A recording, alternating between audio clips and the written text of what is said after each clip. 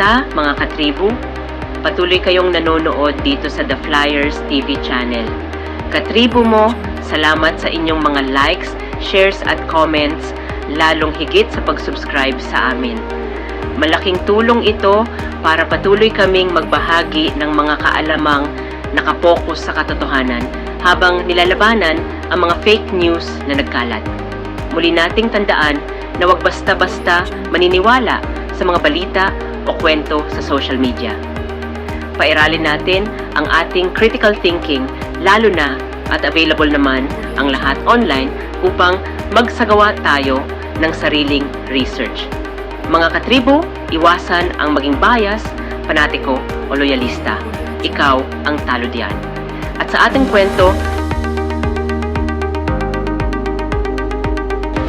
okay, hello. Magandang araw sa ating lahat dito sa mga taga-subaybay sa ating pinakamamahal na YouTube channel, ang The Flyers TV.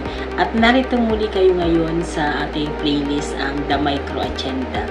Itong playlist na ito ay para po ito sa lahat ng mga member ng mga microfinancing institution, especially na po yung card MRI, kung saan din tayo po natin stop dyan.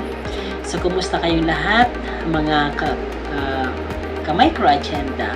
Sana po. So, kung kayo po ay mapunta sa ating channel, ang The Flyers TV, hanapin po ninyo ang playlist na ang title ay The Micro Agenda. At panoorin niyo po yung ating mga video regarding mga insurance programs, mga microfinance programs, at saka iba pang mga terminologies na ginagamit po sa microinsurance at microfinancing. Pag-uusapan natin at kukumustahin natin ang lahat ng mga member clients, especially dun sa mga medyo hindi pa masyadong alam ang lahat about sa ano nga ba ang microinsurance, ano yung microfinancing, ano yung mga benefits, ano yung tulong nito sa atin. Okay, bagong lahat, wag pong kalimutang mag-subscribe sa ating channel. Diyan po sa ibaba nitong video kung ikaw ay nanonood sa YouTube. So, i-click niyo po ang subscribe button dyan sa ibaba. At kung ikaw naman po ay nanonood sa ating Facebook, so i-click lamang po ang like o kaya follow. Thank you so much. At i-share niyo rin po ito sa ating mga kagrupo dyan sa mga barangay, sapagkat ang ating mga pag-uusapan ay malaking tulong, information drive para dun sa mga member, clients ng mga microfinancing institution, member ng mga microinsurances programs, para po mabigyan pa sila ng dagdag na kaalaman kung paano at gaano kaganda ang magkaroon po ng isang microinsurance sa ating mga tahanan. Mga pala dito pala sa aking panunod sa ating YouTube channel. So, nakita ko kaagad sa bungad na screen ng ating computer yung isang comment dito. Sabi niya, "Boss, gusto ko pong maintindihan ang Card Care Plus." Ayan, yung Card Care Plus po, isa po yan sa mga insurance program din ng card. Pag-uusapan natin yan sa mga susunod na video. Thank you so much, Yanes, sa iyong comment. Doon naman sa isa pang comment, "Sir, paano po may balik ang center ng card na ibalik ang sigla bawat center?" Oo nga, hindi naman sigla, no? Ay, isa pang comment nga doon, "Sir, paano po may balik ang center ng card na ibalik ang sigla ng bawat center?" Yan po ay galing kay Rosemary Domingo. Hello, Rosemary. Kumusta ka? Oo nga, masaya na may balik yung sigla ng bawat sentro.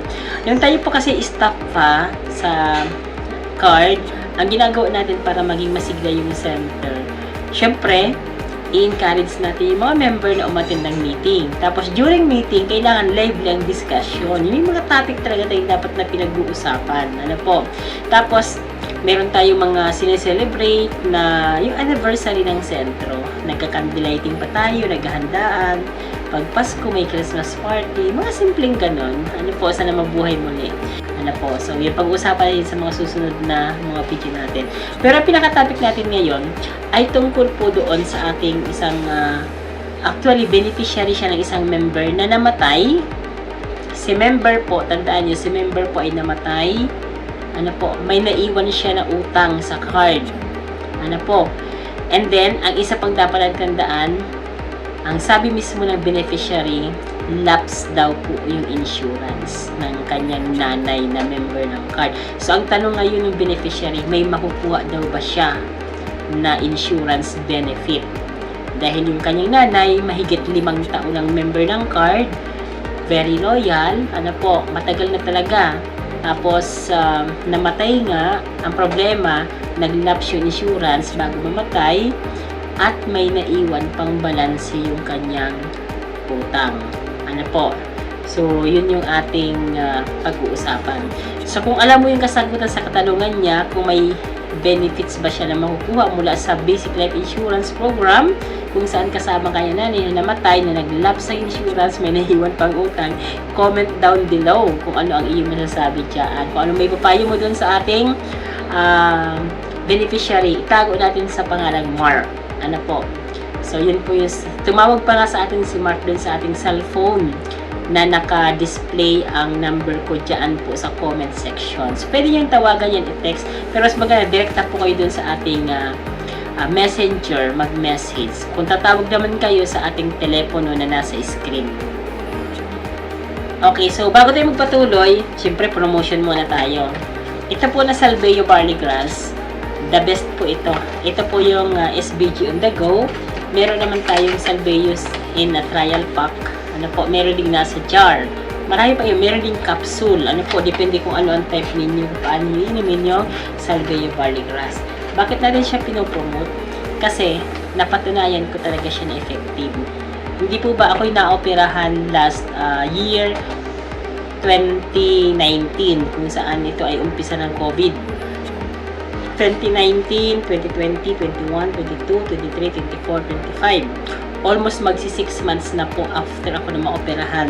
Pero never pa po ako nakaramdam ng kahit na anong sakit.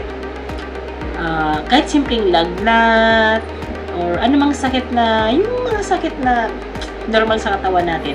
Simulan ako na operahan, nakilala ko itong Salveo. Iniinom ko siya araw-araw. Wala pa akong naramdaman ng sakit. So, thanks God talaga. Grabe. Kung tutuusin, dapat sakitin tayo kasi dahil sa operasyon, tinanggal yung ating gallbladder. Kaya napakaswerte natin na may Salveo Barley Grass. So, ano man ang sakit mo, wala pong problema kasi yung Salveo Barley Grass, organic at wholesome ang approach. Ibig sabihin, lahat ng sakit, kaya niya pong i-normalize or gamutin. Although hindi siya kagaya ng gamot na nabibili sa butika na biglaan ang epekto. Ang epekto niya ay long lasting. Ibig sabihin, as long as na ginagamit mo siya, hindi mo na mapapansin, ang lusog-lusog mo na. Diba? Yun ang kagandahan yan sa Salveo Barley Grass. Kaya bili na po kayo. Kung paano po bumili, may link tayo dyan sa ibaba sa ating caption. O kaya pumunta kayo sa ating Facebook page na Kwentong Salveo.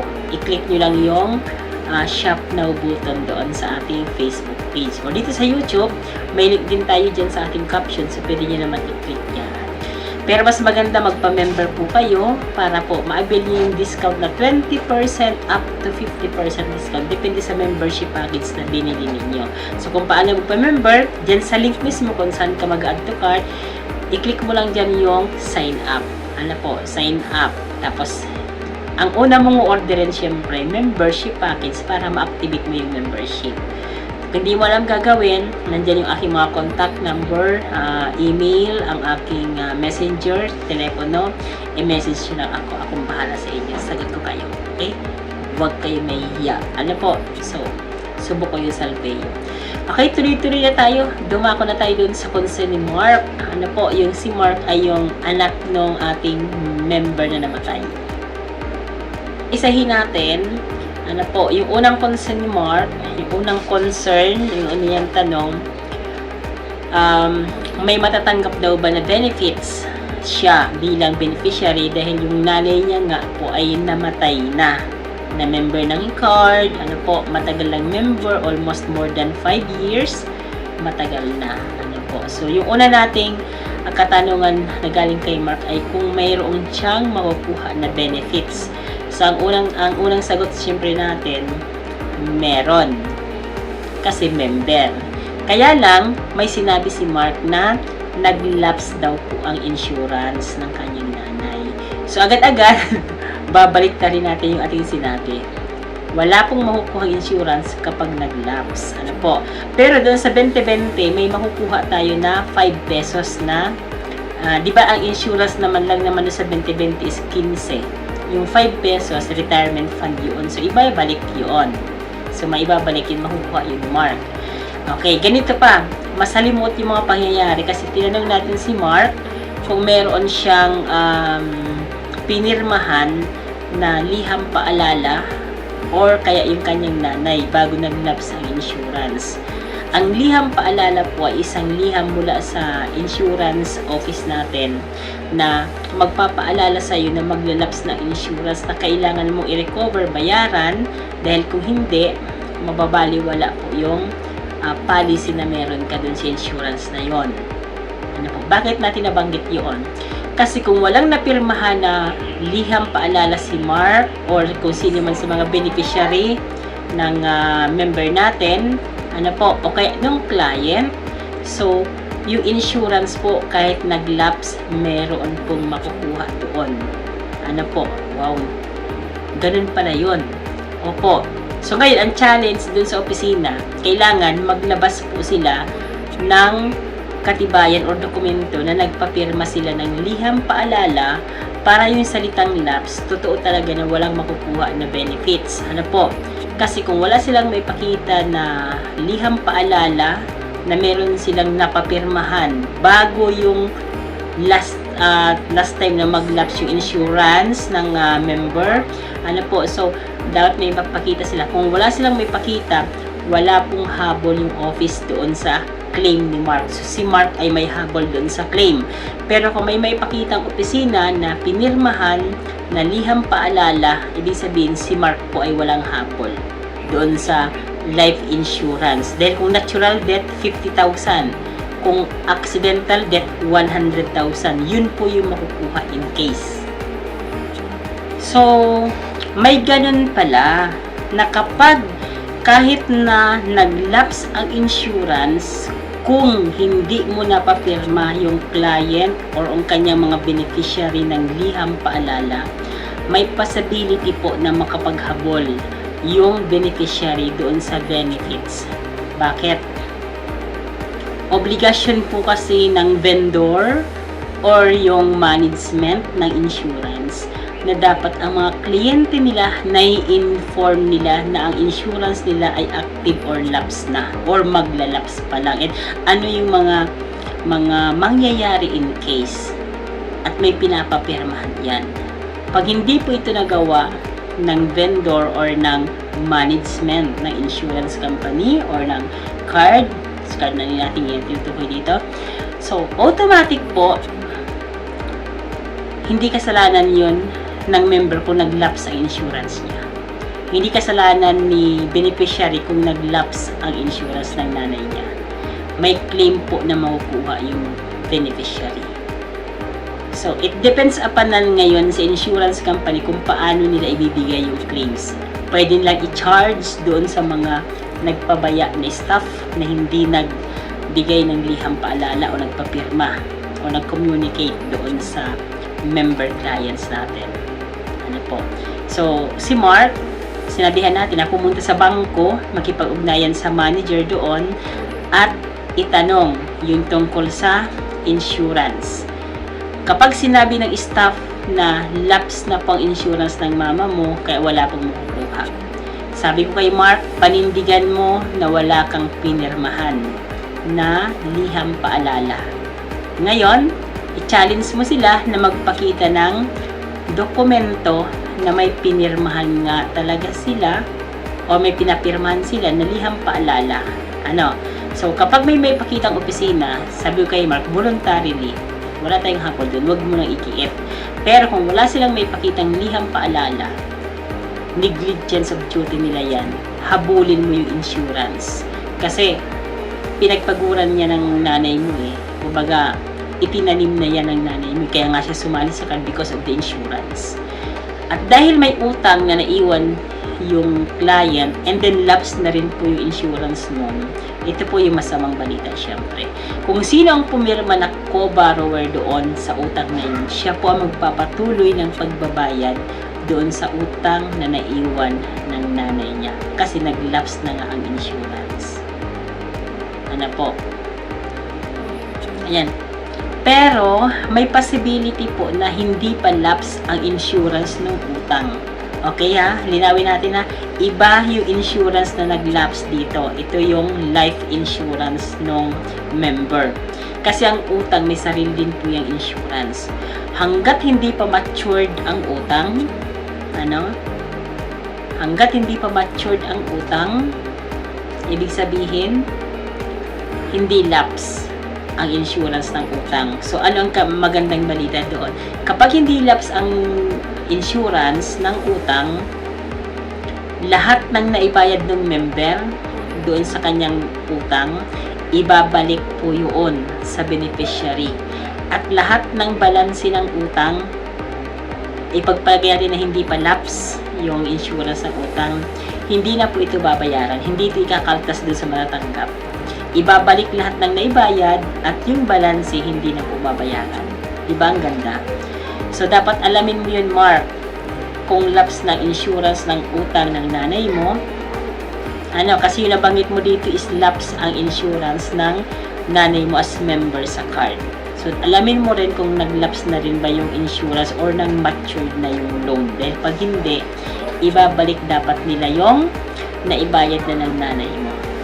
Okay? At isa pa, yung mga makukuha mo nga doon, yung savings ng nanay mo, syempre makukuha mo yon, saka yung retirement fund na 5 pesos doon sa 20-20 kasamang interest.